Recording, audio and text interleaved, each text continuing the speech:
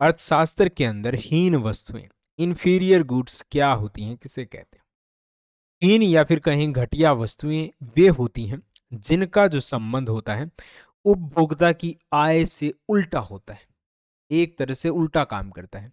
जब इंसान की कमाई बढ़ती है तो वह इन चीजों को खरीदना कम कर देता है। जैसे क्या होता है, जिस आदमी की सैलरी कम होती है, अब मान के चलते हैं एक आदमी 10,000 कमा रहा है और दूसरा आदमी क्या है, 1 लाख कमा रहा है। तो ये जो 10,000 कमा रहा आदमी, ये क्या करेगा, इसको कुछ ऐसी चीज़ें खरीदनी होंगी जो जीवन के लिए ज़रूरी हैं, इसकी मजबूरी है। जैसे इसको घी खरीदना होगा, ठीक है, अनाज खरीदना होगा या कपड़ा खरीदना होगा, ये दोनों को खरीदना है, इसको भी खरीदना है, इसको भी खरीदना है। पर यहाँ पर होता क्या है, ये जो घी खरीदेगा वो लो क्वालिटी का खरीदेगा, वनस्पति घी, क्योंकि ये सस्ता पड़ेगा, इसकी मजबूरी है, ठीक है, इसको गुजारा करना है।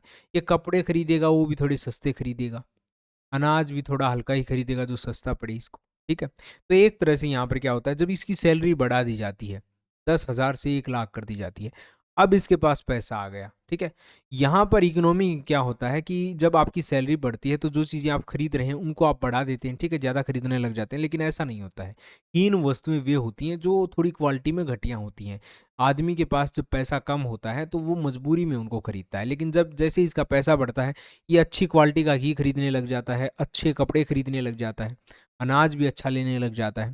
तो एक तरह से यहाँ पर क्या हो रहा है, जो आय है उसके साथ उल्टा संबंध हो रहा है। जैसे जैसे इंसान की आय बढ़ती है वो सस्ती चीज़ें छोड़ना बंद कर देता है और उसकी जगह पर अच्छी क्वालिटी की महंगी चीज़ें खरीदना शुरू कर देता है।